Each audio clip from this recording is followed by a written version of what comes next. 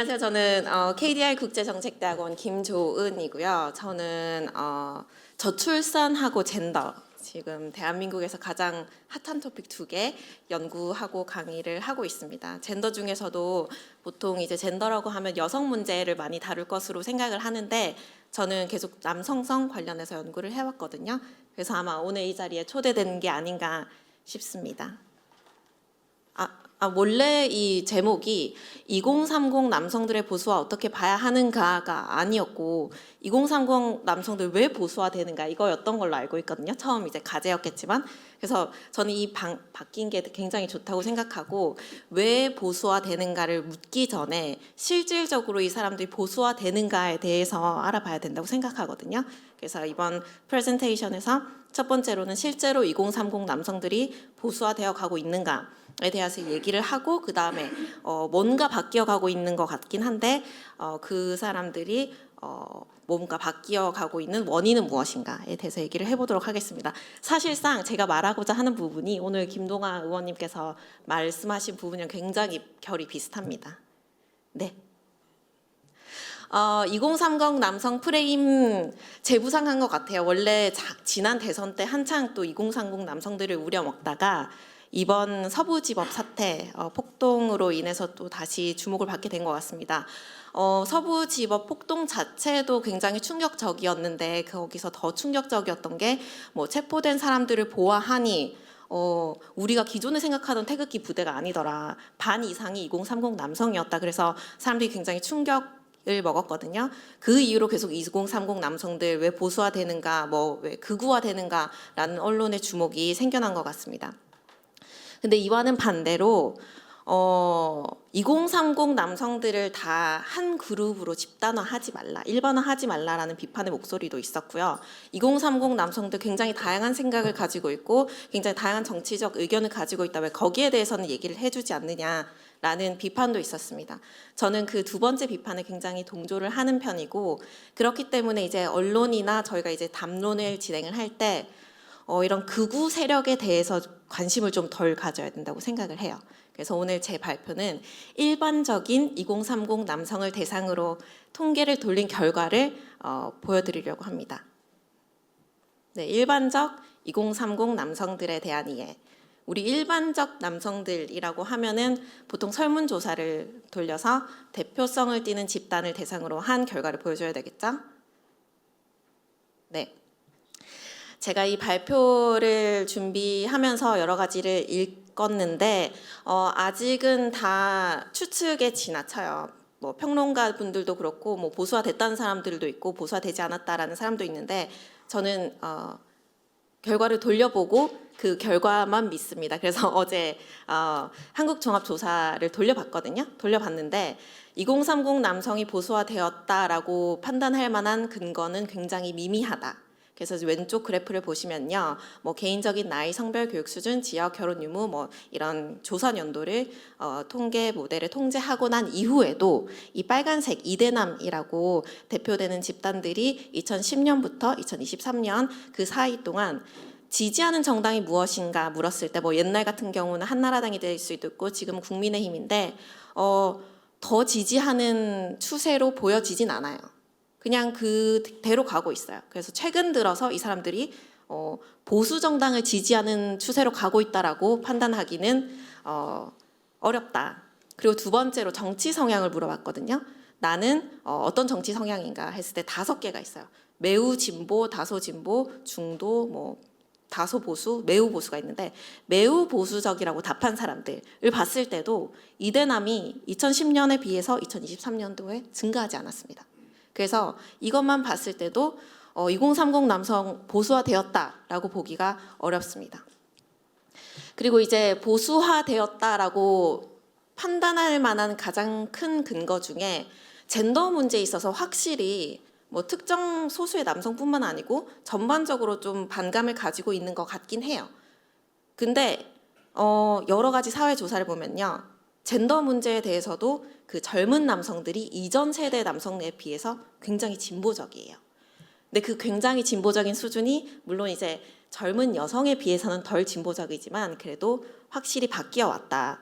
여기서도 보시면 뭐 옛날에 부머 세대, X 세대까지만 해도 여기가 올라갈수록 좀 더 성평등하다라고 볼 수가 있거든요. 그 빨간 축은 사실 2015년 젠더 갈등 터지고 나서 그 강남역 사건 터지고 나서 확 올라간 추세를 보이는데 확실히 X 세대까지는 조금 성장하는 수준이 미미하다가 우리가 보통 얘기하는 그 MZ 세대에서는 올라가는 게 보여집니다. Z 세대에서는 이제 관측치가 이 사람들이 아직 어렸을 때는 조사가 되지 않았기 때문에 누락이 됐는데 최근 조사를 보면은 확실히 이 사람들이 조금 더 성평등적이다.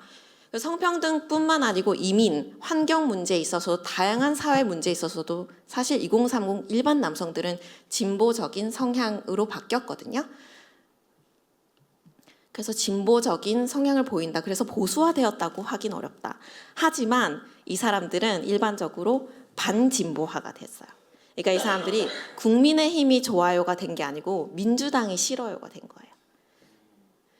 윤석열이 좋아요가 아니고 이재명이 싫어요가 된 거예요. 그리고 성평등이 싫어요는 아니에요. 당연히 성평등, 여자 남자가 똑같은 기회를 얻어야 된다라고 다들 지지를 해요. 그럼에도 불구하고 페미니즘이 싫어요. 라고 생각을 하시면 됩니다.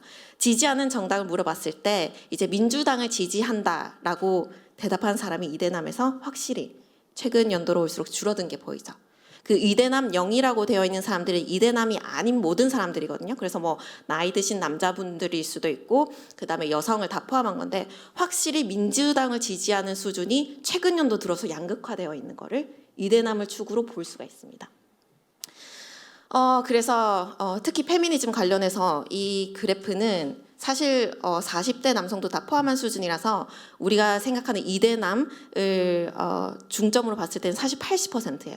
그러니까 전체 일반 인구 중에서 80% 정도의 이대남이라고 지칭되는 그 젊은 남성들이 사실 페미니즘은 남성을 혐오한다. 페미니스트 정책 때문에 우리가 차별받고 있다라는 정서를 공유하고 있거든요. 그러니까 이 사람들이 극우라고 볼 수는 없죠. 하지만 확실히 그 진보적인 가치, 인권 문제, 성소수자 문제, 재분배 문제에 대해서는 반감을 굉장히 가지고 있는 집단이다라고 볼 수 있습니다. 그래서 이 보수화라는 게 특정 정책이나 아젠다의 문제에 있어서 이 남성들이 나는 아니야, 과거의 질서로 돌아갈래로 하는 게 아니고 나는 더 나아가기를 거부한다라고 보시면 됩니다. 왜? 그 근간에는 내가 약자이기 때문에. 사실 나도 굉장히 힘든 사람인데 왜 내가 소수자를 위해서 더 이제 분배를 하고 혜택을 줘야 돼? 라는 이제 정서가 자리 잡고 있는 것으로 볼 수 있습니다. 이제 두 번째로 원인에 대해서 제가 연구한 결과를 이제 바탕으로 보여드릴 텐데요. 우리가 보통 이제 왜 남자들이 그러면 자기가 약자라고 주장을 할까라고 하면 보통은 남자들 뭐 여자 남자 상관없이 다 먹고 살기 힘들어서 라고 생각을 할 것 같은데 실제로 조사를 보시면요. 진짜 먹고 살기 힘든 남자들은 약자라고 주장할 힘이 없어요. 그래서 조사를 해보면 뭐 1번, 2번, 3번, 4번, 5번 이렇게 우리가 고르잖아요. 매우 뭐 동의한다? 매우 동의하지 않는다 이런 식으로 고르잖아요. 그래서 뭐 페미니즘 문제에 대해서 어떻게 생각하는지 뭐 탄핵 문제에 대해서 어떻게 생각하는지 보면요. 그 비정규직 남성 또는 진짜 실업에 이제 있는 어떻게 보면 우리 구조적으로 굉장히 소외되어 있는 약자 남성 같은 경우에는요. 다 3333을 찍으세요. 왜냐하면 피곤하거든요. 그래서 이분들은 실제로 내가 약자다 뭐 이게 안 된다라고 크게 주장하지 않으세요. 다 3333을 찍는데 그 중에서도 내가 굉장히 약자다라고 어떻게 보면 굉장히 열심히 주장하시는 분들은 바로 이분들이에요. 어떤 분들이냐면 과거에 부모가 굉장히 꽤나 괜찮게 살았었어요. 꽤나 괜찮게 살았는데 내가 인지하기에는 부모 세대보다 지금 못하고 있다라는 그 박탈감, 그 상대적 박탈감을 느끼는 분들에서 굉장한 이 저항과 분노가 발견됐다. 여기 보면 그 Y축에 스트롱 메일 빅트 모드라고 되어 있거든요. 그 약자성 중에서도 그냥 일반적인 약자성이 아니고 무슨 여러 가지 이제 그 측정 도구를 모았을 때 굉장히 극단적으로 난 약자라고 주장하는 사람들의 비율이에요. 보시면은 이전에 부모님이 굉장히 잘 살았었고 여기 빨간 동그라미 부분 근데 내가 조금 못하고 있는 것 같다라고 하는 이제 분들에서 그 부당한 박탈 그리고 나는 약자다라고 주장하는 그 정서가 굉장히 세게 나타났습니다. 그와는 반대로 신기하게 보면은 그 파란색 부분 있잖아요. 똑같이 옛날에 부모가 괜찮게 살았었어요. 중산층 이상의 부모였는데 근데 나는 뭐 그 정도의 수준을 유지하고 있거나 아니면 그래도 부모보다 난 좀 괜찮은 것 같아 라고 하는 남성들 사이에서는 그게 굉장히 낮아요. 그러니까 이 남성들 사이에서도 지금 내가 어떤 위치에 있는가를 인식하는 수준에 따라서 이 반페미니즘 정서가 굉장히 달라질 수 있다. 그러니까 교훈은 어떻게 보면 남자를 한 집단으로 묶으면 안 된다는 거죠. 남자들 사이에서도 굉장히 이게 다양하게 나오니까. 다음. 네. 그래서 이 결과를 종합해 보면 부당한 감이라고 제가 적은 거는 부당한 박탈을 느끼는 거는 실제에 기반한 걸 수도 있고 실제가 아닐 수도 있어요. 그래서 부당한 박탈감이라고 제가 적었고 그래서 반진보 운동을 설명하는 거는 이 부당한 박탈감이다. 또는 이제 이 부당한 박탈감을 느낀 남성들이 이 불만을 해결해 줄 곳을 찾아 이동을 한다. 이게 뭐 국민의힘이 될 수도 있고 다른 정당이 될 수도 있겠죠. 저는 사회학자이기 때문에 거기에 대해서 조금 더 깊게 파고들어야 돼요. 그래서 이제 밑에 그 네모가 근본적인 원인인데 근본적인 원인이 한 가지는 문화적 원인, 두 번째는 구조적 원인이 있어요. 구조적 원인에 대해서는 김동아 의원님께서 말씀하신 것 같아요. 사회 이동이 감소됐다. 실제로 우리가 열심히 공부해서 대학을 나오고 해도 뭐 안정적인 직장을 구하기가 힘들고 직장에 들어가도 이게 평생 직장이라는 개념이 사라졌다. 그래서 어떻게 보면 중산층의 삶을 영위할 수 있는 그 기회가 굉장히 줄어들고 있다.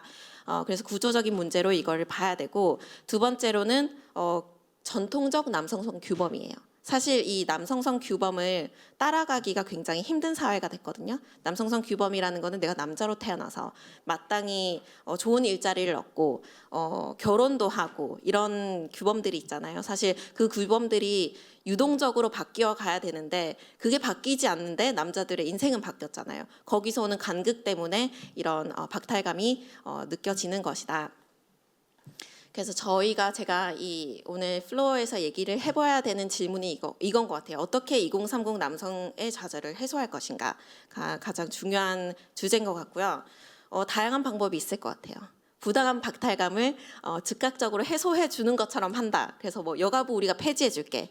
이렇게 할 수도 있고요. 저는 그것보다는 좀 더 중장기적 플랜으로 가야 된다고 생각을 하거든요. 중장기적 플랜이라는 게 그 전통적 규범 남성성에 대해서 우리가 건강한 토론을 해야 된다. 이제는 새로운 남성성에 대해서 우리가 장을 마련을 해서 얘기를 해봐야 되고 그리고 두 번째로는 구조적 문제, 사회 이동의 감소가 진행이 되고 있는데 우리가 이걸 어떻게 노동시장 개혁을 통해서 해결을 할 것인가라는 식으로 얘기를 해보는 게 저는 더 건강한 문제 해결 방법이라고 생각합니다.